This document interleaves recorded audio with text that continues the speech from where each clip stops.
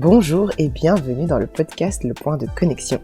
Je suis Chélie et ici on parlera de toi, de moi, de nous, de vous, bref, de nos multiples vies et de ce qui fait de nous ce que nous sommes. Belle écoute. Tu peux dans des états alors il n'y a rien. Tu veux un petit moment à la menthe? Tu veux un peu de déo? tu veux les mouchoirs? Du coup tu veux un verre d'eau ou pas? Ok, tu sais quoi, donne-moi un verre d'eau. Parce que là c'est même plus une question en fait, c'est un statement. Non mais, I mean, just in case, parce que je vois très bien le truc de ah oui, je parle et puis... C'est vrai. Ah, tu vois, je te connais depuis tout à l'heure, c'est tout avec la pompe. Wow. Damn, shots fired. Tu sais que j'ai toujours ton t-shirt? Le rose là. Je sais pas comment c'est possible qu'ils tiennent aussi... Tu vois, un jour, hein, tu vas ouvrir ton armoire ce t-shirt, si tu vas le toucher, il va dire non. Non, parce qu'il y a des gens qui regardent les reportages sur les serial killers et tout ça, non, pour dormir. You are les gens? Ok. I am one of des gens. Ouais, mais tu vois, il y a des gens qui regardent comme ça. Après, je dis ça, mais je regardais... tu te rappelles ma phase esprit criminel? New York, unité spéciale. New York, unité spéciale. Je regarde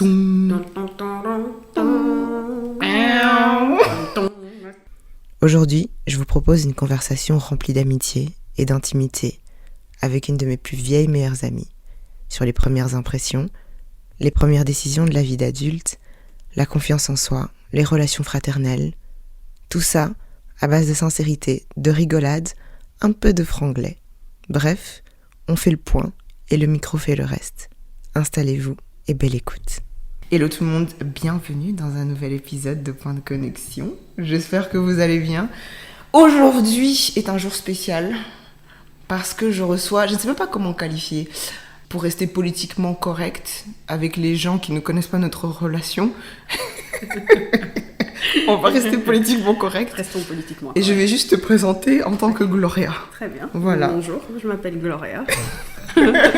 Donc Gloria, aujourd'hui j'ai l'honneur d'avoir Gloria qui ne vit plus dans le petit plat pays avec moi. J'ai l'honneur de l'avoir kidnappée pour enregistrer cet épisode exceptionnel. Sachant qu'on est là depuis un bon moment, hein. On papote. Ouais, c'est vrai. Mais bon, on papote de choses que les gens ne peuvent pas nécessairement entendre. C'est vrai. Donc, restons politiquement corrects. Restons Ça va être le fil conducteur. Politiquement correct. Politiquement correct. Gloria, depuis combien de temps on se connaît? Alors, avant que je réponde, je vais d'abord expliquer ma première impression de toi. Ça, c'était pas nécessaire. Ah, ça va être nécessaire. Alors, je venais d'arriver à l'ARG. On faisait la file pour les tickets sandwich, je pense. Ouais. Et tu as reculé, et moi j'étais juste derrière toi. Ouais. Tu t'es retourné, tu m'as toisé. Mais vraiment de haut, tu m'as regardé de haut en bas, tu m'as toisé. Dans la tête, je me suis dit, mais attends, pour qui elle se prend? C'est qui cette fille? Et le pire, c'est que tout le monde connaissait Chélie. Chélie, c'était l'amie de tout le monde, de tous les groupes. Et je sais pas par quelle... je sais pas quelle a été la transition. Ouais. Puis, je sais pas, j'ai l'impression que l'histoire a commencé et ne s'est jamais arrêtée. C'est vrai. Donc, ouais. Mais j'oublierai jamais. Vraiment, je ne te supportais pas. C'était même pas justifié, en fait. Tu as une très mauvaise impression. C'est horrible. Je tiens juste à préciser que Gloria était une de mes demoiselles. Voilà. Waouh. Ben voilà, il y a quand même une belle évolution, hein. On est passé du ça se dit le toisement? Bon, peu importe. Ouais, ici, on dit un peu, ouais. Tu m'as toisé et aujourd'hui on est là à boire des tisanes. 16 ans après? Ouais, 16 ans après. C'est fou parce que quand nos parents parlaient et qu'ils disaient ouais on se connaît depuis 20 ans, pour moi je trouvais ça fou. Mais c'est dingue. Mais là de se dire qu'on se connaît depuis la moitié de nos vies. Oui. Ah ouais, maintenant que tu le dis comme ça en fait, la moitié de nos vies. Ouais. Donc ça veut dire qu'à un moment, on se connaîtra plus qu'on s'est pas connu. Exactement. Et c'est dans quelques années. Hein. Oui. Bah peut-être en fait... cette année en fait. Ouais. Ah ouais. Bah ouais, cette Ouais. année. Ah, c'est chaud. Ouais. Ça te fait prendre un petit coup de vie d'adulte comme ça, tu sais. Ouais. Mais en même temps, bon... Attends, pour revenir au moment où on s'est rencontrés... Tu te rappelles de quand tu m'as vu? Absolument pas. Waouh. Tu ne m'as laissé aucune empreinte. Non, je me souviens pas de ce moment Mais je me souviens de après, en fait, plus. Parce que je t'ai vue et je me suis dit, elle a un mignon petit visage. Genre vraiment. Ah ouais. Je me suis dit, j'ai fait ta tête. Genre. Ah, ok. Et Bah, j'étais là. vraiment, tu d'une gentillesse parce que c'était la période Toi, d'ingrate. hein. C'était la Non, mais période- l'adolescence, c'est une période ingrate de toute façon. Dans tous les cas. Pour tout le monde. Parce qu'en Mais plus, il faut je savoir suis qu'à sûre l'époque, que il n'y les avait pas meufs- de make-up, rien du tout. Donc on c'était. c'était le petit crayon, le petit col là. En plus, ouais, moi je pouvais même pas me maquiller. Donc ce que je présentais, c'est tout ce que j'avais. Il y avait aucun The atout. bare minimum. Et de la vaseline. Non, mais toi, par contre, j'ai jamais vu quelqu'un qui se baladait avec un pot de vaseline. Et ça n'a pas changé. Je comprends pas. Je comprends pas. C'est toi qui m'as introduit à ce truc. Ah non, mais la vaseline, c'est la vie. Et tu sais, une fois, tu te rappelles de la prof de géo? Mhm. Une fois, j'ai sorti mon pot de vaseline, mais elle était choquée. Elle m'a dit, mais Gloria, pourquoi tu as ça? Je dis, bah, pour m'hydrater les lèvres. Et elle me dit, tu sais à quoi ça sert aussi? Et c'est là que j'ai compris que la vaseline n'était pas faite seulement pour hydrater les lèvres. C'est trop. Ouais, c'est là que Mais j'ai toi, compris. avec toute ton innocence, t'es là, mais y a quoi? Mais ouais, moi j'étais trop innocente. Après, bon. Enfin, voilà, les lèvres sont hydratées. Ouais, c'est tout ce qui compte. Elles, voilà. elles shine maintenant. Ouais. Mais ouais, je me souviens pas de. Mais attends, quand tu me trouvais méchante? Ah non, mais je t'ai dit, c'est juste la première impression C'est fou. qui. Je me suis dit, ok, d'accord. C'était pas nécessaire. Mhm. Y a En plus, pas- tu venais d'arriver dans l'école. Oui, il n'y a pas lieu de toiser des innocents comme ça, juste parce que je suis derrière toi et je suis un peu trop proche, mais voilà. Mm. Écoute, au final, Mm. c'était un mal pour un Ouais, bien. c'est un mal pour un bien. Après, je pense que j'ai des. Enfin, j'avais et j'ai encore la. Resting proxi- bitch face Oui, aussi. j'ai un resting beach face C'est pas là où tu allais. Hein. que je. J'ai vu dans ton visage.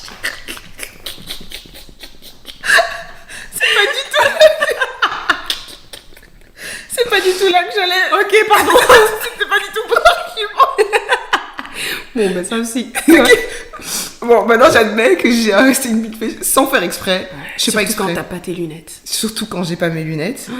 Et je fais. En fait, je me rends pas compte, et ça on me l'a déjà dit, que je suis expressive du visage, mais genre que je peux. Tu vois, les gens qui savent pas me mentir parce que ça se voit. Ouais.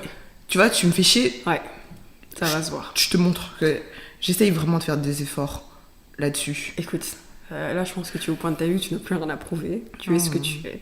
C'est bon là, Mm. effectivement. J'essaie de faire des efforts avec des gens qui me connaissent pas nécessairement et qui peuvent se dire oula, Elle est pas très approchable. elle est pas. Bah après, est-ce que c'est important pour toi d'être approchable? Absolument pas, parce que je veux pas. Si. Non. Non. Bah. Pourquoi tu veux m'approcher déjà? Commençons par là. On va Et commencer. c'est là où je voulais en venir, en fait. C'est que j'ai des soucis de mon espace. C'est-à-dire que quand physiquement quelqu'un est trop proche de moi que je Ouais. ne connais pas, ça me met mal à l'aise instinctivement. Tout de Ouais, suite, ouais, tu je peux vois. comprendre. Et donc, je pense que c'était peut-être ça que à ce moment-là, c'était C'est non négociable. C'est-à-dire qu'on C'était se peut-être une réponse automatique en fait. ouais, j'étais vraiment genre, wow, Qu'est-ce pourquoi qui t'es se si passe? proche, Voilà. en fait, Ok. tu vois, pourquoi t'es si Ouais, proche, c'est donc, gentil. 16 ans plus tard, je m'excuse. ça me fait du bien d'avoir au moins une réponse après tant d'années, de comprendre que c'était pas moi le problème C'était en pas fait. toi. Mais sinon, nous, on serait pas là aujourd'hui si c'était toi le problème. Ah, écoute, oui, c'est vrai. Oui. C'est vrai. C'est vrai, bah ouais, en plus, punaise, il y a du temps qui a passé, entre-temps. Comment on dit? L'eau a coulé sous les ponts. Hum, On a fait table rase. hum. Hein. Il y en a encore une, mais là, Mais j'arrive ouais. pas. De toute façon, les expressions françaises, c'est pas du tout mon truc. Donc, Ouais. C'est quoi ton expression préférée? Mon expression préférée, je crois, c'est une expression que j'arrive absolument pas à dire. C'est-à-dire Ça casse pas trois pattes. un canard? Oui. Ouais. C'est impossible pour moi de la dire avec un débit de parole tout à fait normal. Là, comme je parle, Ouais. je suis incapable de dire ça. Genre, Casser trois pattes à un canard? comme tu dis là maintenant, impossible. Impossible. D'ailleurs, la première fois que j'ai entendu ça, j'ai essayé de comprendre l'expression parce que j'ai dit, je comprends pas, trois pattes, quoi? Casser. En fait, si je dois le dire, tous les mots se mélangent dans ma tête. C'est très... Bah, il faut pas le dire alors. Non, mais j'aime bien juste quand les gens disent, je fais ah ouais, je la comprends. Et je comprends. Mais je vais jamais la dire. Voilà, exactement. Oui, non, j'ai des expressions comme ça aussi. Voir midi, chacun voit midi à sa porte. Non, là tu vas trop loin. Chacun voit midi. Bah en fait, c'est chacun fait comme il le sent en fait au final. Ouais. C'est pas ma préférée. Hein. Ma préférée c'est enculer les mouches. Pardon. Ouais. En fait c'est excusez-moi, c'est très vulgaire, mais en gros, c'est faire quelque chose d'extrêmement inutile, que personne ne t'a demandé. Ok. Et que ça prend beaucoup de temps.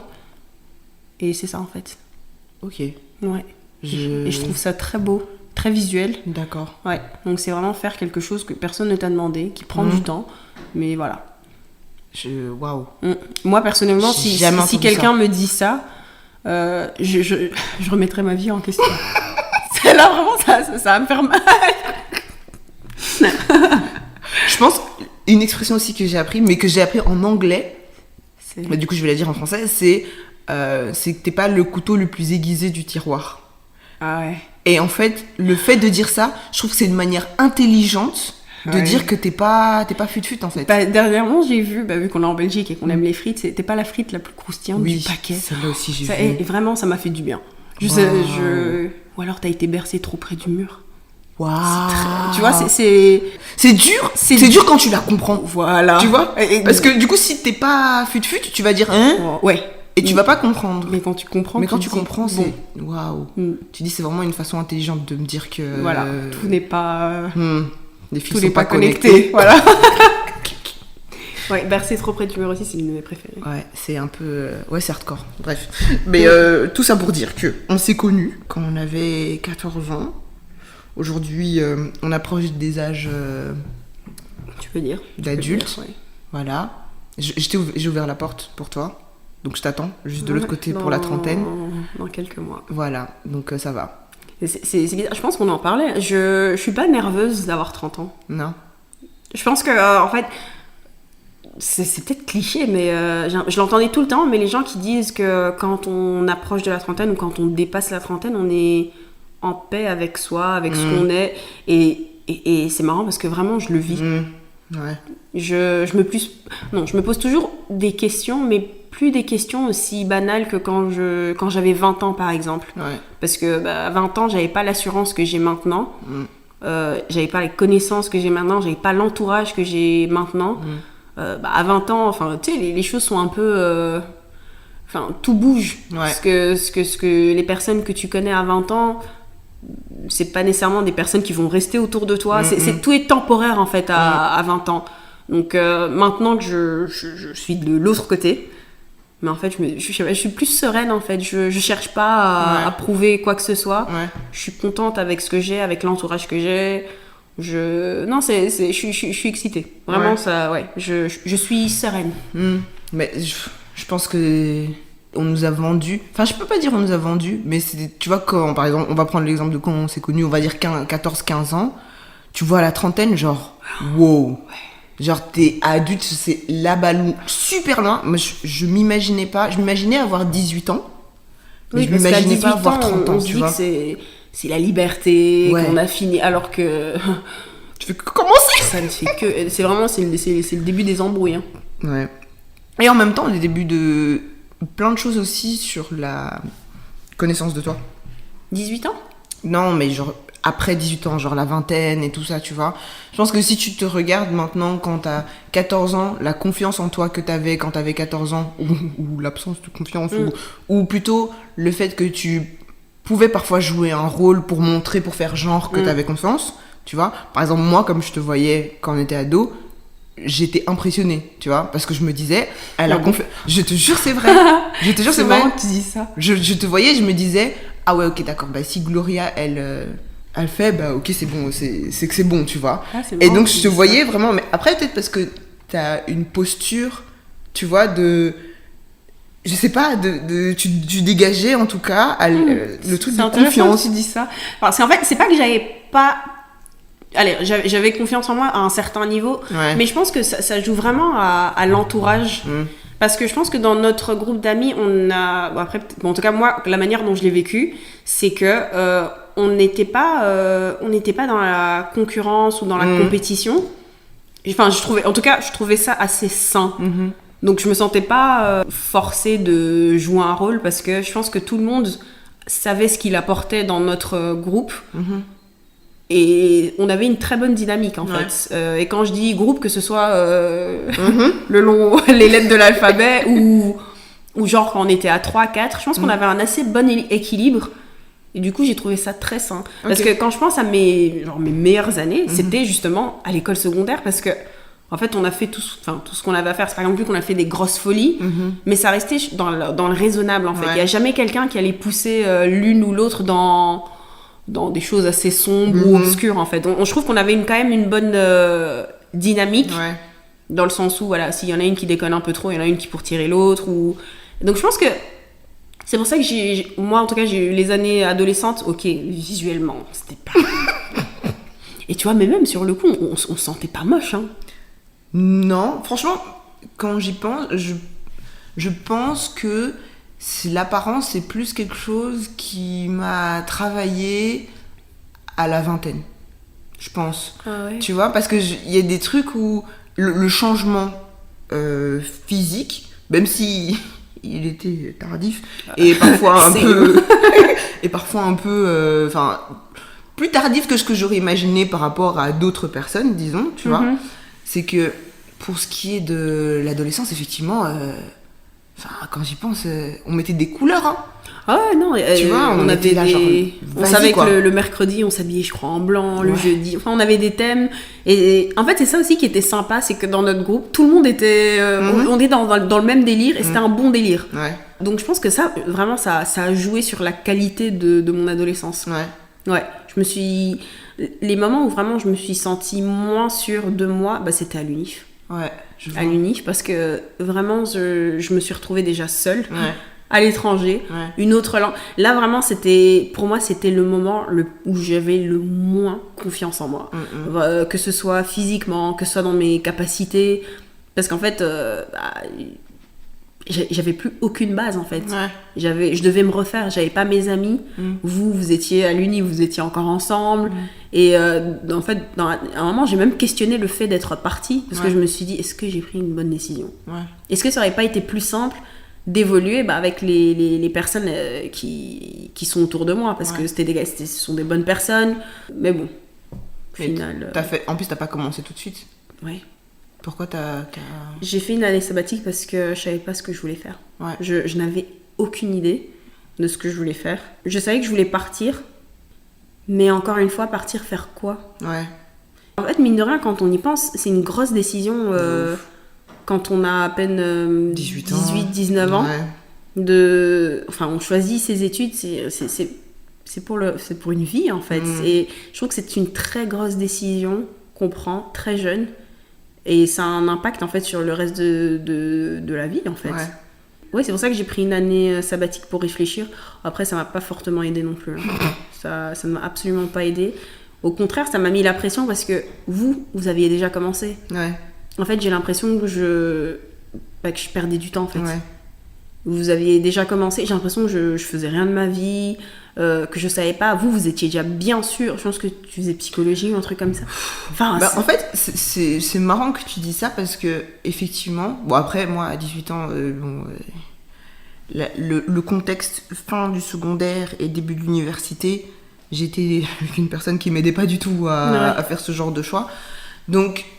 Je pense, moi aussi, j'étais perdue, c'est juste que je le vocalisais pas, je pense, tu vois. Parce que t'as un peu ce truc, je veux pas dire cette pression, mais tu vois les autres qui font, et tu te dis, ok, les autres ont l'air sûrs d'eux, mais moi je le suis pas, mais je vais faire genre comme si j'étais sûre de moi.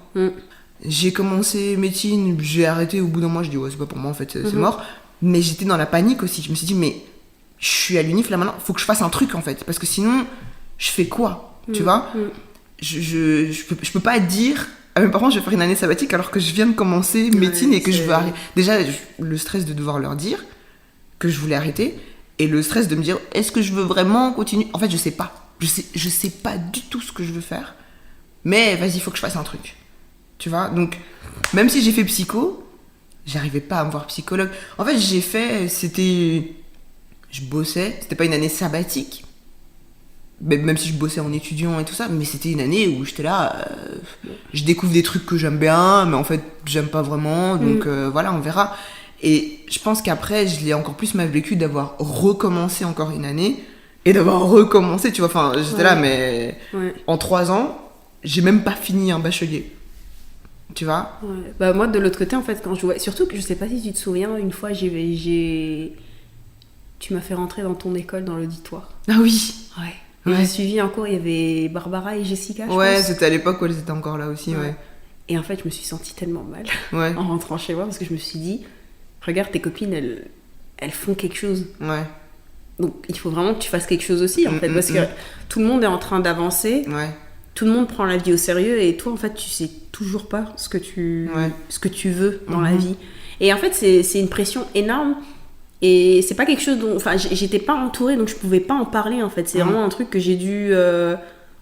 j'ai intériorisé et c'est malheureux. J'avais vraiment du mal. J'avais vraiment du mal. À cette époque-là, si on m'avait présenté n'importe quoi, je pense que j'aurais sauté dessus juste pour faire. Bah, c'est ce que j'ai fait au final. Hein.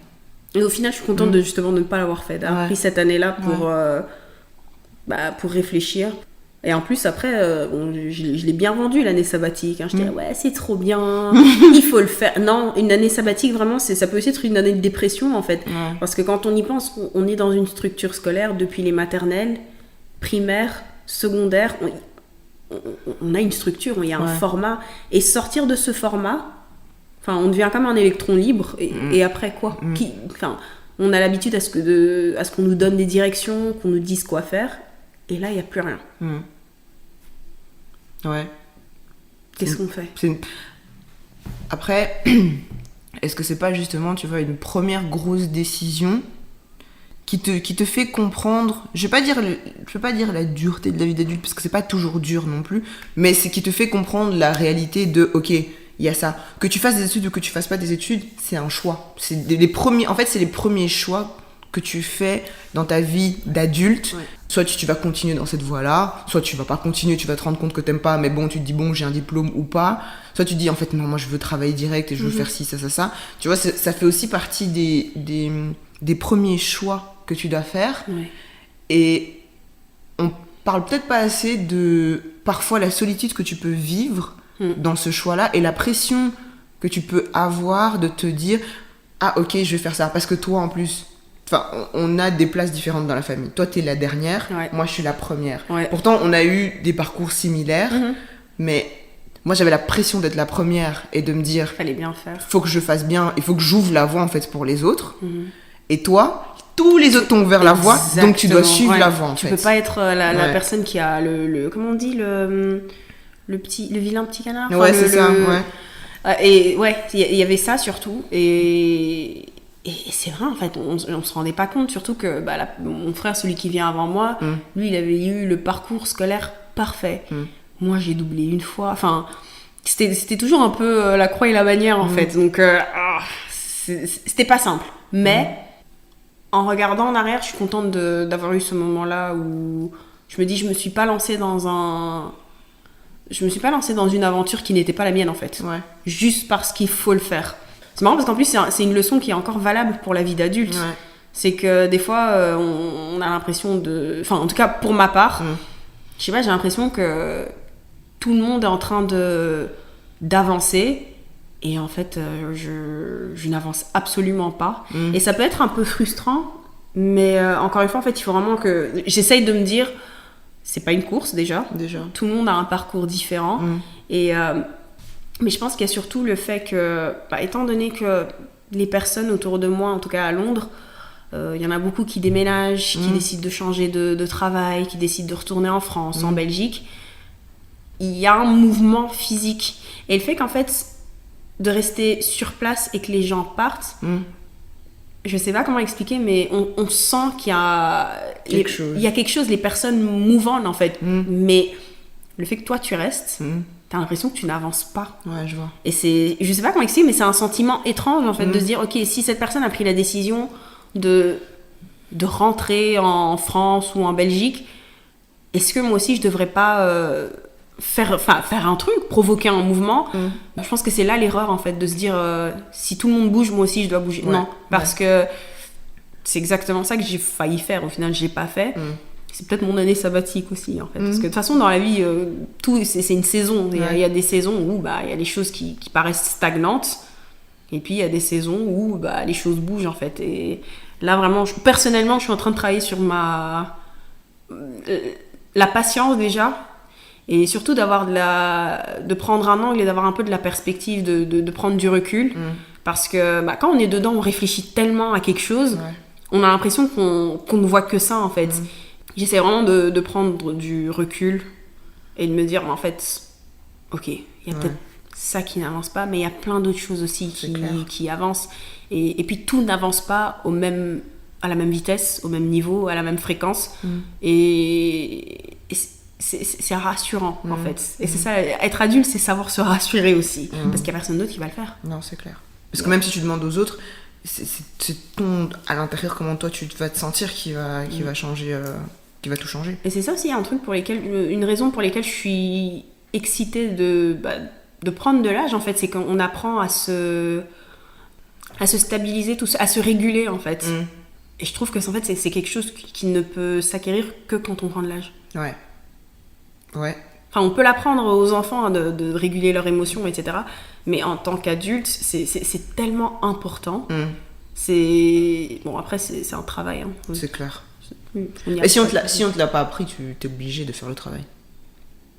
Oui. Tu vois ? Oui. Si on t'a appris et on t'a expliqué ou quoi, tu peux faire le travail. Enfin, tu peux l'acquérir au fur et à mesure, plus facilement. Mais j'ai l'impression qu'il faut le vouloir. Ah, il faut, de toute façon, à partir du moment où tu veux faire un changement, il faut que tu le veuilles. Ouais, c'est ça. Tu vois ? On peut pas apprendre à quelqu'un à se réguler s'il ne veut. S'il veut pas, il veut pas. Ouais, c'est vrai. Tu vois ? C'est comme ce dont on parlait tout à l'heure. Tu vois, la discipline et tout ça, c'est si tu veux pas, tu veux pas. Tu peux pas imposer la discipline à quelqu'un. Non, tu peux pas imposer la discipline à quelqu'un, mais après, il y a toujours... C'était qui ? C'était le prof de chimie, je crois, qui disait « Rien ne se perd, rien ne se crée, tout se transforme. » tout se transforme, c'est vrai. C'est Lavoisier, pour info.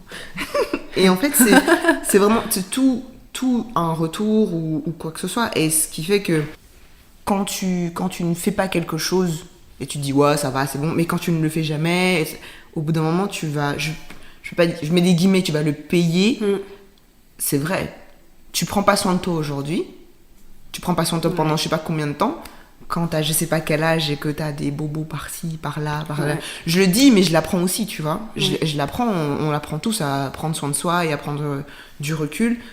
Je pense que l'année ou l'année sabbatique que t'as pris, je pense qu'au final, c'était nécessaire pour toi à ce moment-là de comprendre et de te dire peut-être que t'aurais fait l'erreur de te mettre dans un truc. Peut-être que tu te serais mis dans un truc, peut-être que tu n'aurais pas eu le courage de sortir par la suite et te dire maintenant que j'ai commencé, je suis obligée de terminer ou quelque chose comme ça, et tu n'aurais peut-être pas été heureuse. Tu vois, t'en sais rien. Mais faire les choses par dépit en fait. Voilà, c'est ça. Et te retrouver, et parce qu'il faut du courage. En fait, je pense qu'il faut du courage aussi pour savoir dire non et dire ouais, non, en fait, ce moule-là, ça me convient pas. Ouais, je pense que là maintenant, encore une fois, j'ai l'impression que je vais me répéter, mais quand on prend de l'âge, on prend aussi de l'assurance à déjà mettre des limites et aussi à dire non en fait. Et dire des barrières. Juste dire non, c'est tellement, ça a tellement de pouvoir parce que en fait dire non c'est aussi dire oui à la paix en fait, parce que on peut pas. En fait, on peut pas tout accepter, on peut pas tout prendre, on peut pas tout... Et dire non, c'est vraiment le début de... Pour moi, c'est le début de la paix. Ouais. Mais tu dois trouver... En fait, c'est ça, il faut trouver sa propre paix, tu vois. Ouais. Et on a tendance à trop se comparer avec les autres pour se dire « Ah, peut-être que c'est là où je... » Non, en fait. Non. Le sentiment où « Ah, j'aurais peut-être dû faire des études comme les autres. » Tu vois, maintenant, je te dis qu'en fait, moi, je me sentais pas bien. C'est fou. Hein. Tu vois. Donc, c'est pas parce que j'ai commencé des études que j'étais heureuse. Tu vois, je me cherchais aussi, en fait, d'une certaine façon. Et d'où le fait que j'ai changé plusieurs fois, mais c'est parce que je me cherchais. Et en même temps, je me disais, je suis obligée de faire un truc pour me trouver. Parce que si je fais rien, Ouais. qu'est-ce que je fais, tu vois, et comme tu dis, c'est tellement l'habitude de faire, d'aller à l'école, d'étudier, de machin, t'as tellement ce rythme-là, ouais. que si tu t'arrêtes, moi c'était ma panique en fait. Je réfléchissais et je me disais, si je mets 1 an, et je me dis je peux faire des jobs tranquilles, des petits jobs, etc., pour me faire mettre de l'argent de côté, ça peut être intéressant. Je réfléchissais à ça, mais j'avais trop peur. C'était vraiment la peur de me bloquer. La peur de... à ce moment-là, hein, quand t'es ado, quand t'es début, tu dois justifier... Tu penses que tu dois justifier tout ce que tu fais de toute façon à tout le monde, surtout à tes parents, évidemment. Et donc, c'était la justification de et pourquoi t'arrêtes, et pourquoi machin, pression. Moi, aujourd'hui, je peux dire que je ressentais une bonne pression familiale. Tu vois, non pas que mes parents me disaient oui, tu dois étudier, c'est pas ça, mais je ressentais ce truc de il faut que tu fasses, il faut que tu montres, il faut que... Et c'était de toutes parts, tu vois. Et c'était mais tu vois, Yaya elle a réussi, tu vois. Même des fois on disait aux petits, non mais tu vois, il faut que tu fasses comme Yaya. Et donc dans ma tête je me disais, mais je peux pas me permettre alors de rater. Si je rate maintenant, je vais leur montrer en fait que je suis pas capable en fait de faire ça. Après, c'est marrant parce que toi en tant qu'aînée et moi en tant que petite dernière, la Benjamine, j'aurais aimé que mes frères et sœurs montrent de la faiblesse aussi. Ah ouais ? Ouais. Ok. Parce que par exemple avec ma sœur aînée, j'ai l'impression qu'elle a eu le parcours parfait. Du coup, moi ça m'a mis la pression d'avoir le parcours parfait. Ok. Mais j'aurais aimé qu'on me dise, écoute, de temps en temps, ça arrive de rater, ça arrive d'essayer 2, 3, 4 fois. Parce que du coup, en fait, par exemple, quand j'ai doublé, pour moi, c'était la fin du monde. Parce que personne dans ma famille l'avait fait. Ouais. Donc du coup, je me suis sentie... Mais en fait, déjà, le sentiment de doubler, c'est pas agréable, mais de doubler quand tu es la seule et la première dans la famille, t'as l'impression d'être vraiment le maillon faible un peu. Le maillon faible, voilà. Vraiment le maillon faible. Et j'aurais aimé qu'on me dise... Pourtant, mes sœurs m'ont dit, écoute, c'est pas grave. Mais c'est une chose de le dire, c'est pas grave, mais de dire c'est pas grave, moi aussi ça m'est arrivé et t'inquiète pas. Je pense que ça aurait eu un poids différent. Donc, j'aurais aimé que... J'aimerais aimé voir un peu de contraste, en fait. Ok. Ouais. Tu considérais... Enfin, 2 questions. Est-ce que tu voyais, genre, tes frères et sœurs comme tu disais, en mode parfait, ils font leur truc et tout, et est-ce que tu sentais une pression de leur part ? Non, pas de leur part, mais... En fait, j'ai l'impression que quand vous êtes... parce que nous, on est 6, c'est un peu... En fait, je sais pas comment expliquer, mais c'est un peu un show. Ouais. Sans le vouloir, c'est que tout le monde... tout le monde fait quelque chose. Donc, que ce soit les études, le travail, la carrière, il y a toujours quelque chose le sport, qui se... les trucs, voilà. les activités. Tout le monde apporte quelque chose. Ouais. Et le fait de toi ne rien faire, on dirait que tu n'apportes rien. Ok. Tu considérais que tu faisais rien ? Pendant mon année sabbatique, oui. Oui, mais je veux dire de manière générale. Enfin, c'est vraiment à ce moment-là, tu considérais, tu disais, ouais, c'est. Non, c'était. Oui, vraiment, en fait, j'ai l'impression que je n'apportais rien. Et quand j'apportais quelque chose, pareil, à l'école, parce qu'au secondaire, c'était purement académique, j'apportais pas les résultats escomptés du tout. Tu te considérais comme une élève un peu moyenne Ouais, j'étais quand même très, très moyenne. Hein. J'étais pas... après, ça dépend des cours. Que ce soit langue, par contre, c'était top. Mais tout ce qui était physique, chimie, maths, on connaît. Ça n'allait pas du tout. Et de l'autre côté, d'avoir mon frère qui, 1 an au-dessus de moi, était top 3 à chaque fois, en fait, je pense qu'inconsciemment, les parents, ils vous comparaient. C'est mais s'il il arrive à faire ça, toi aussi, tu devrais. Mais en fait, c'est pas du tout la même chose. Parce que quand je discute avec mon frère, par exemple, aujourd'hui, lui, il a très mal vécu ses études au secondaire, par exemple. Ouais. Moi, c'était mes plus belles années. Ouais. Et ça s'est reflété dans ses résultats. Parce qu'en fait, lui, il était à Pagode. Il fallait se donner. Et c'est ce qu'il a fait. Ouais. Moi, de l'autre côté, franchement, mes plus beaux souvenirs, c'était quand j'étais jeune. Ça s'est pas reflété nécessairement dans mes résultats. Mais au final, en fait, quand je regarde, aujourd'hui, genre 10, 15 ans après, c'est pas ce qui compte, en fait. Je dis pas qu'il faut pas étudier, mais personne dans la vie va t'arrêter dans la rue et te dire T'as eu combien en t'as eu maths? combien en Ouais, maths, ouais, c'est clair. Et mais bon, quand t'es dedans et que t'as 15, 16, 17 ans, on a l'impression qu'il y a que ça. Ouais, avoir aussi cette comparaison à chaque fois de dire, ok, bon, ouais, ça, mes résultats sont pas top, sachant que tu vas être comparé à quelqu'un qui a des résultats. Cette pression aussi, elle est là en fait, elle est toujours derrière. Et ça, c'était pas, c'est pas idéal en fait. Non. C'est pas idéal. Quand j'ai raté, encore une fois, personne ne m'a blâmé. Mais moi-même, dans la tête, je me disais, oh là là, c'est la fin du monde. Ouais. Je l'ai trop mal vécu.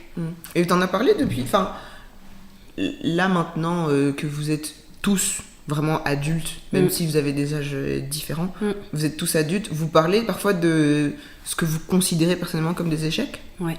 Quand je suis rentrée dans la vingtaine, surtout fin de vingtaine, on a des conversations très ouvertes. Ouais. On parle vraiment de la réalité de la vie. Et je trouve que c'est rafraîchissant parce que du coup, je les vois pas juste comme mes frères et sœurs en fait. Je les vois vraiment comme des amis, des personnes vers qui je peux aller pour demander des conseils. Et des adultes à part entière aussi qui ont vécu des trucs qui... Ouais. Et du coup, je trouve que ça les rend accessibles en fait. Je sais que bon, déjà on va pas m'envoyer balader. Ouais, je trouve que c'est beaucoup plus sain pour moi, hein, parce que je pense que pour eux, ils essayaient juste de me préserver quand j'étais petite. On dit pas tout. Au plus petit, oui. Oui, on dit pas toutes les réalités de la vie. Et je comprends en fait, mais à l'époque, non. Quand t'es la plus jeune, en fait, t'as toujours l'impression qu'on te met de côté, mais en fait, non, ils le font pour préserver en fait, parce que. Le peu de choses, le peu de vérité sur la vie que j'ai entendu quand j'étais jeune, ça m'a pas plu en fait. Limite, ça m'a un peu traumatisée. Ça m'a fait peur de grandir en fait. Là, je pense que on a une relation très saine où je sais que si j'ai un souci, je peux aller voir X, Y, Z parce que y a plein de gens, il y a plein de personnalités différentes. Je vais voir tel pour des conseils financiers, tel pour rigoler, tel pour shopping X, Y, Z. Mais je peux parler de mes soucis ouvertement, sachant que soit ils l'ont déjà vécu, ou juste pour se faire écouter en fait. Et ça, c'est, je dirais que c'est le plus grand shift entre avant, où ils me voyaient juste comme la petite, et maintenant où vraiment je pense qu'on a une relation d'amis, enfin on est une amitié en fait. Ouais. On est juste plus frères et sœurs, quoi. On est amis. C'est marrant que tu dis ça parce que forcément moi j'ai l'œil de la grande sœur et pas de la petite. Je pense que parfois et beaucoup de fois, j'aurais aimé avoir une grande sœur ou un grand frère aussi, pour justement pouvoir poser des questions et dire ouais mais pourquoi ci et pourquoi ça, et peut-être avoir ce sentiment de protection aussi, tu vois, le sentiment où tu te dis on n'en parle pas parce que c'est la petite sœur, parce qu'il faut rester dans cette innocence un peu quand eux ils sont déjà plus grands et toi t'es un peu plus jeune et que tu dis voilà on veut que tu vives ta propre expérience et que tu grandisses de ça. J'aurais aimé aussi avoir un petit peu ce truc. Bon, de toute façon, il faut toujours un premier dans une famille, voilà. Il faut toujours quelqu'un qui commence. Et donc, c'est vrai que c'est un peu ça. Et je me rends compte que ce que tu dis de tes frères qui ont fait... j'ai fait la même chose avec mes frères et sœurs, mais toujours en disant, s'il y a quoi que ce soit, vous pouvez venir me dire. Tu vois, donc en laissant la porte ouverte, parce que je savais que moi, j'aurais aimé avoir cette qu'on me dise ça. Donc je me suis dit, si maintenant eux ils vivent des trucs que moi j'ai vécu et que ça les blesse ou quoi que ce soit, j'aimerais qu'ils aient suffisamment confiance en moi pour qu'ils viennent me dire ok là ça va pas, ou là j'ai raté, etc. Parce que ce que tu dis d'avoir raté, j'ai pas raté les secondaires, mais l'université c'est là où pour moi c'était le plus difficile. C'était vraiment le plus difficile. Et je l'ai vu avec mes frères. Celui qui vient après moi, il n'avait pas trop de soucis, mais celui qui vient encore après, c'était plus compliqué, tu vois. Les deux derniers frères, c'était vraiment plus compliqué. Et quand je dis plus compliqué, c'est même pas ça, c'était plus compliqué pour eux de comprendre ce qu'ils voulaient faire. Oui, mais c'est très compliqué ça. Et même aujourd'hui, ils sont tous les deux en études supérieures, mais on en parle beaucoup aussi. Et je pense pouvoir faire tampon, disons, entre eux et les parents, qui sont d'une autre génération. Ah ben, tout à fait. Et qui parfois ont du mal à comprendre que tu ne saches pas ce que tu veux faire de ta vie, en fait. Tu vois, là maintenant, aujourd'hui j'ai 30 ans, je fais pas ce que je veux dans la vie. Tu vois, j'ai fait des études, je travaille même pas dans les études que j'ai faites.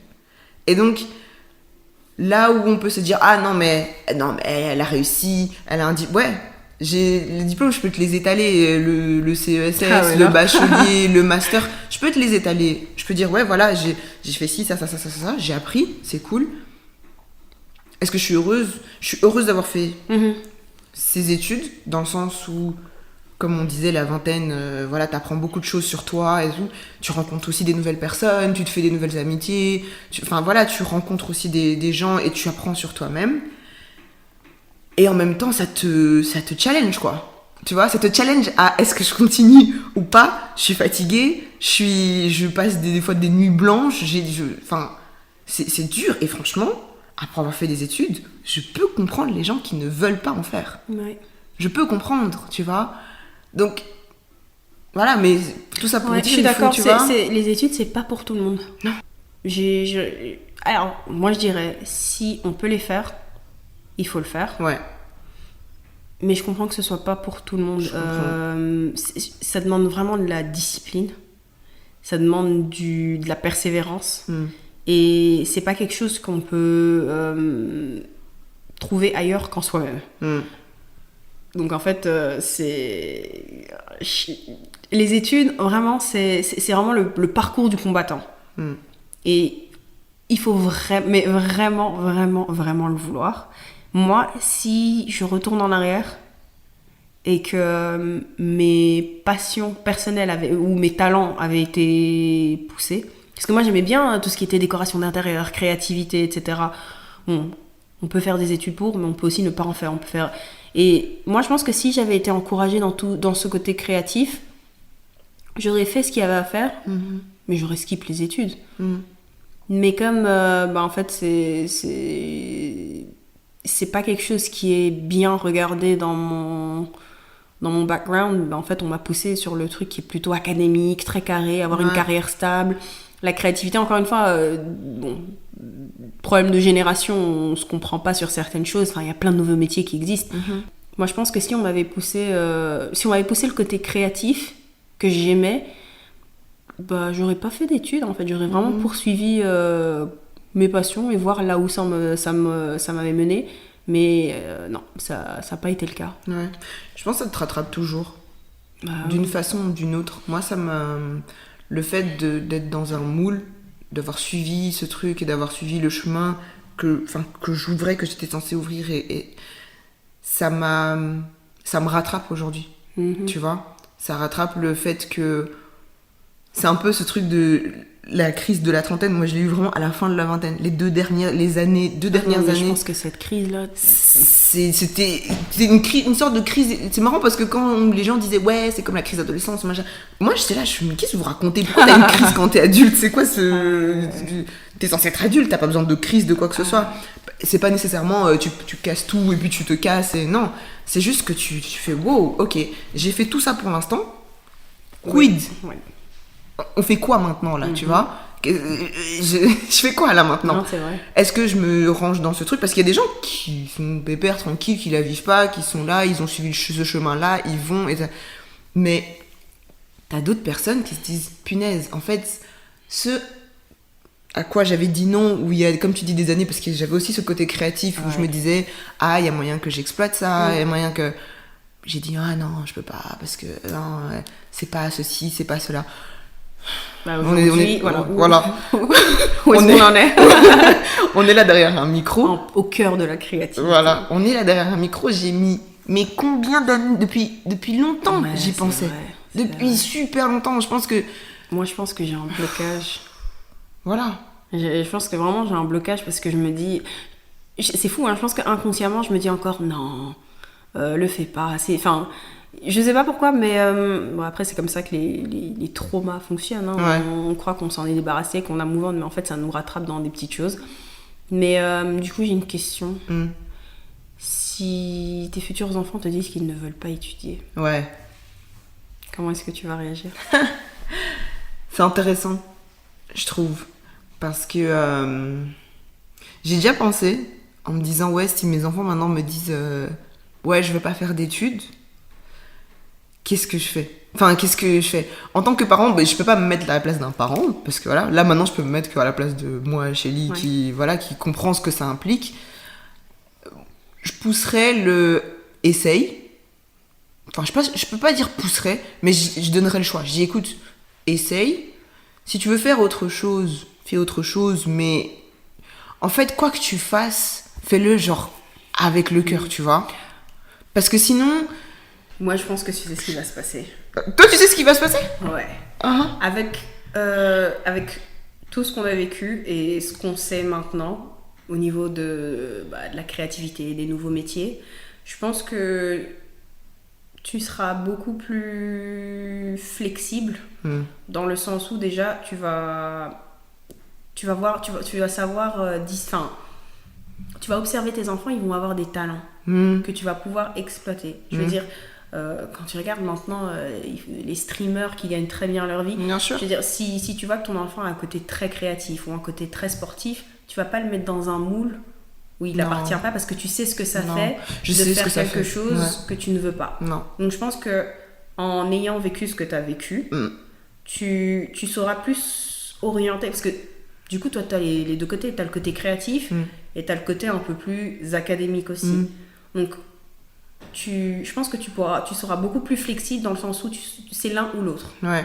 Et si c'est le côté académique, écoute, ça s'est fait tout seul. Fait. Mais si c'est le côté créatif, je pense que tu pourras... tu vas pas juste lui dire fais ce que tu as à faire, non. Je pense que tu vois un petit peu en fait. Ok, t'es un sportif, on en est où? Est-ce que c'est sérieux? Est-ce que ça peut avancer?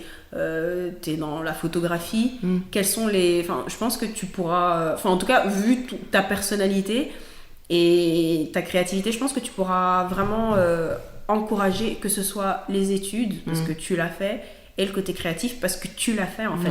Et je pense que c'est là la différence entre la nouvelle génération et l'ancienne génération, parce que à l'époque, en fait, on peut pas non plus les blâmer. Il y avait des métiers très limités. Maintenant, je veux dire, des métiers, il y en a.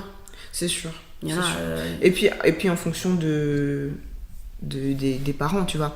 Nous, ah oui, je vous ai pas dit, mais Gloria est noire. Comme ça vous met déjà dans le contexte. Dans le contexte de ce que je vais dire maintenant. Je pense que le prénom, il en dit déjà long. Il y a des... ça mais en fait, je dis ça parce que nos parents, qui sont africains, et d'une autre génération, qui n'ont pas... Enfin, même si mon papa a grandi ici, il avait fait ses études ailleurs, etc. Donc, tu vois, les mentalités de comment eux, ils ont grandi avec leurs propres parents, c'est encore différent. Ouais. Quand je regarde mes grands-parents, les choix, c'était... Tu commences pas à faire des trucs de je sais pas quoi, de... Moi, mon grand-père, pendant longtemps, il disait « Non, mais elle est journaliste. » J'ai dit « Je suis pas journaliste. Ah oui. » Tu vois, j'ai fait une école de com. Pour lui, communication, c'était journaliste. Et donc, moi, j'étais là, mais... Tu vois, déjà, quand j'ai dit que je voulais faire journalisme, c'était... Déjà, c'était un échec. Ah ouais? C'était pas un échec, mais c'était un peu... Ok, donc ça veut dire que tu vas devenir une grande journaliste. Moi, j'étais là, mais... Ah, c'est la seule... Ouais, c'est genre, c'est ça, tu dois faire un truc. C'est genre, tu dois faire genre pour être là, quoi, tu vois. Ouais.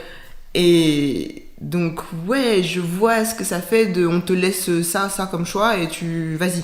Tu fais médecine, avocat, journalisme, machin, mais tu dois faire genre à fond, quoi. Tu dois être top du...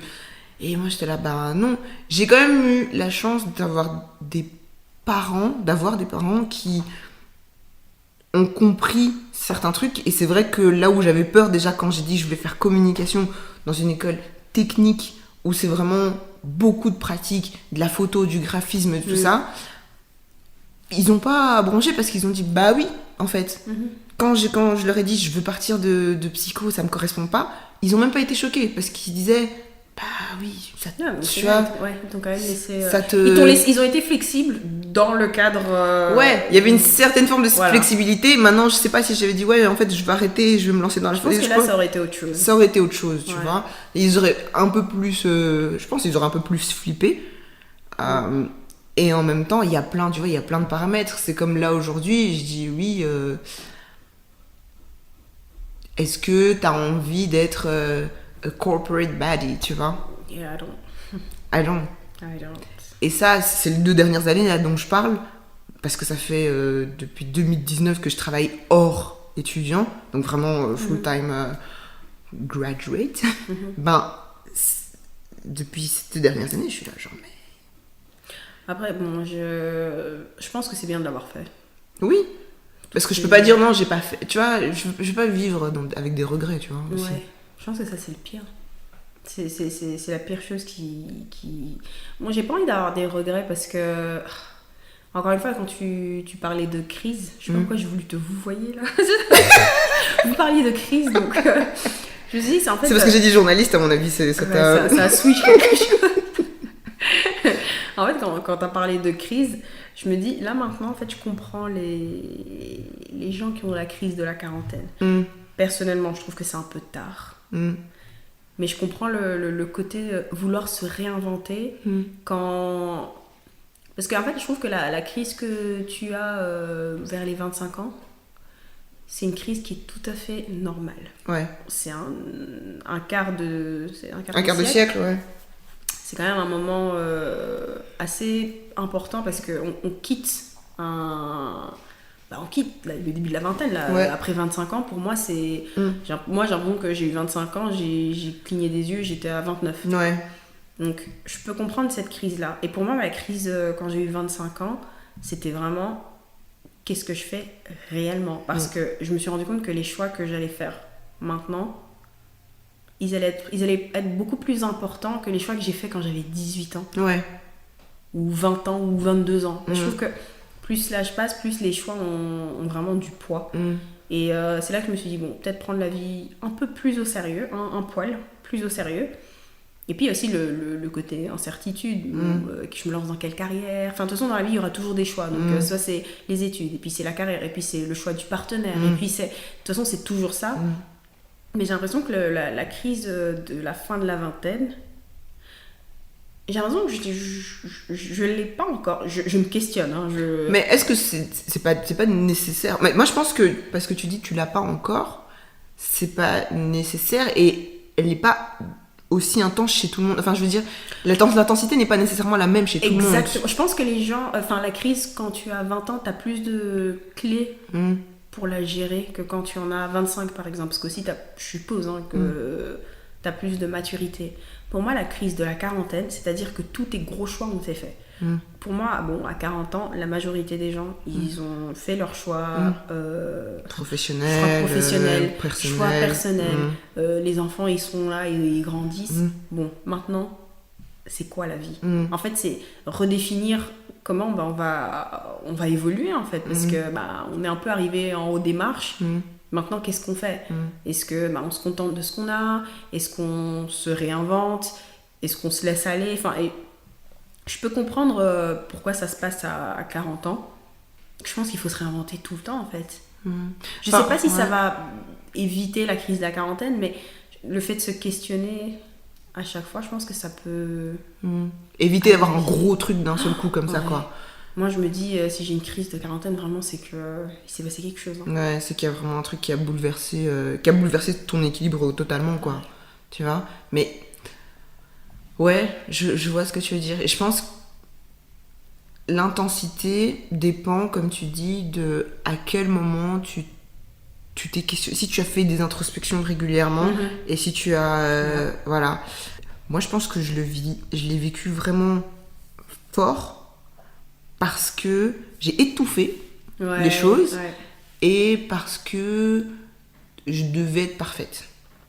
Tu devais ? Ouais. Selon qui ? Dans ma tête, je me dis, tu vois le truc que je te disais d'être l'aîné, etc. Ça a joué. C'est fou parce que ça, c'est un truc que j'ai pas. Oui, mais c'est normal, tu vois. Ouais. C'est normal, mais tu vois, comme ça, là, quand je réfléchis, je me dis en fait, ok, j'étais dans cet état-là, parce que je pouvais pas me permettre l'erreur. Et en fait, si tu veux, c'est pas arrivé toute ma vie. Tu vois, c'est-à-dire que mon enfance, je l'ai vécue en mode tranquille, j'avais pas de difficultés à l'école à part en maths, voilà. Donc c'était tranquille, hein, voilà. Je pense que c'est plus arrivé vraiment à la vingtaine. C'est vraiment à ce moment-là que j'ai dit... Début de vingtaine, c'était violent. J'ai dit, en fait, j'en ai... ras-le-bol de penser toujours. En fait, je fais que penser à ce que je dois dégager comme image, comment je dois réussir, et en fait, si j'échoue maintenant, il y a quoi ? Tu vois ? Parce que j'ai toujours réussi, Mais j'ai toujours réussi parce que j'ai dû travailler de ouf. Mais maintenant, si je rate, est-ce que, en fait, je me suis dit, c'est deep, hein, mais si je rate, est-ce qu'on m'abandonne parce que je rate? Non, jamais. Tu vois? Oui, mais tu vois, c'est vraiment, on est là, quand tu réussis, tout le monde est là, ouais, t'as réussi, on te porte, tu vois, on est là, on te porte. Mais est-ce qu'on va te lâcher si tu rates? Parce que t'es censé montrer l'exemple, t'es censé faire ci, t'es censé faire ça. Donc, ok, tu sais bien, ton rôle là, t'es bien dans ton rôle. Mais si tu te décales du rôle que tu dois avoir, est-ce que on sera toujours là pour te dire non, ou est-ce qu'on va on va te taper dessus en disant tu dois te remettre dans le droit chemin parce que là tu fais n'importe quoi. Et ça m'est arrivé plein de fois. Ou les quelques fois où je voulais faire mes propres trucs et tout, on m'a dit non, ça fonctionne pas comme ça, tu te remets là. Et donc forcément j'ai grandi avec ce truc de... Tu t'es plié quoi. Ouais, je me suis dit bon bah voilà, je vais faire ça. Et maintenant en fait que j'ai littéralement mes propres choix à faire, je me rends compte qu'il y a des choses que j'aime pas, que malgré le fait que j'ai fait des études, il y a certaines parties de ces études-là que je veux pas utiliser parce que voilà, c'est tout. Même si j'ai vraiment beaucoup aimé de faire ces études. Et il y a d'autres choses que j'ai pas fait, que j'ai pas étudié, que j'aurais aimé apprendre et que j'aurais aimé pouvoir faire aujourd'hui. Et que maintenant je me dis bon bah je vais me former moi-même avec l'argent que j'ai, avec tout ça. Donc tu vois, cette fameuse crise-là, elle est intense ou pas en fonction de comment est-ce que tu... Ouais. Mais ouais, l'introspection, c'est trop important. Ouais. Et c'est pas juste un truc qu'on fait le 31 décembre parce que c'est une nouvelle année. Je pense que c'est un truc qu'il faut quand même faire régulièrement. Ouais. Tu prends du recul, en fait. Ouais. Tu te dis, ok, bon, j'ai fait ça, qu'est-ce que je fais maintenant? Où je vais? Ok, ça va, on est bien. Tu prends la température, en fait, de ton... Ouais, je pense que c'est même pour ça que j'ai pas pris de résolution. Je sais même pas c'est quand la dernière fois que j'ai pris des résolutions. Parce que je pense que c'est quelque... tu dois le faire assez régulièrement en fait. Enfin, il faut constamment chercher à s'améliorer en fait. Ouais. Que ce soit éducation financière, même physiquement, dans ce qu'on mange, Je trouve que vraiment pour être the best version of yourself, c'est un truc que tu dois faire constamment. Oui, tu peux pas être la meilleure version de toi. Ouais. Et c'est pas toujours confortable, hein, c'est des questions assez deep. Mais ouais, whoever's listening, vraiment, je vous encourage à le faire. Qu'est-ce que tu dirais à... pas à la Gloria qui a 20 ans, mais qu'est-ce que tu dirais justement aux personnes qui sont là et qui ont peut-être 18, 19, 20, qui sont dans ce truc de, comme toi, à un moment où tu te disais, ok, il faut que je décroche. Voilà. En fait, je pense qu'à ce moment-là, j'aurais aimé que quelqu'un me dise, vraiment, it's not that deep. Ça va aller. Ça a l'air grave maintenant. Mais tu vas voir que c'est quelque chose que tu vas pouvoir surmonter. Parce que... en fait, c'est marrant parce qu'à cet âge-là, tout ce qui se présente devant nous a l'air très gros. Mais en prenant du recul et en prenant de l'âge, on se rend compte que c'était très petit. Et je pense que l'attitude à avoir face aux obstacles ou aux difficultés... Je pense que c'est ça qui va vraiment déterminer la manière dont on va réagir en fait. J'aurais aimé être un peu moins fataliste en fait, parce que pour moi c'était la fin du monde. C'était et en fait non, j'aurais aimé avoir une attitude un peu plus positive. Et quand je dis positive, c'est pas ah non mais bon ça va aller. Non, mais positive dans le sens où si A ça fonctionne pas, il y a toujours B. Et après B, il y a C. Rien n'est figé. Voilà, rien n'est figé en fait. Il y a toujours moyen de faire bouger les choses. Donc ouais, à toutes les personnes de 18 ans qui pensent que c'est la fin du monde ou que c'est difficile, parce que c'est difficile. Moi je dirais qu'il faut continuer d'y croire, de rêver et vraiment essayer d'avoir... Ça sonne très cliché, mais vraiment l'attitude qu'on a face à la difficulté, c'est vraiment ce qui va déterminer la manière dont on va réagir en fait. Mais ouais, rien n'est figé, les choses bougent toujours. Toujours. Et bizarrement, les choses bougent toujours dans notre sens. Mais ça, c'est seulement si on a la bonne attitude, je dirais. Parce qu'au final, everything works out. Que ce soit dans 1 an ou dans 10 ans, si tu dois être quelque part, c'est vraiment là que tu y seras, en fait. Voilà. Wisdom of the day. C'était un mot de la fin. C'était magnifique. Merci Gloria d'avoir Merci de m'avoir invitée. accepté cette invitation. Merci de m'avoir Voilà. 15 ans après, on peut... C'est vraiment un honneur, vraiment. C'est un plaisir. Je t'ai dit, I had a vision, j'étais là, genre, je peux pas. Je sais en plus que ça va être deep. Non, mais merci de m'avoir invitée. Vraiment, c'est un honneur. Parce que bon, je sais que dans ce que tu fais, tu y mets du cœur, de la discipline et de savoir que you value my opinion somehow. Oh my god. Ouais, non, ça me fait plaisir et... Un jour, je te ferai un autre épisode où je t'expliquerai vraiment ce que je pensais de toi quand on était adolescente. Oh, ouais, stay tuned for part 2. Petite ASMR. Merci à Gloria d'avoir partagé son ressenti. Je le dirai jamais assez. Entoure-toi de personnes bienveillantes avec qui tu peux avoir des conversations profondes, mais aussi rigoler. Si toi aussi tu veux t'exprimer ou que tu veux qu'on parle d'un sujet en particulier, contacte-moi, tu as toutes les infos en description. Et n'oublie pas, partage cet épisode et mets 5 étoiles sur ta plateforme d'écoute préférée. Salut Lucas!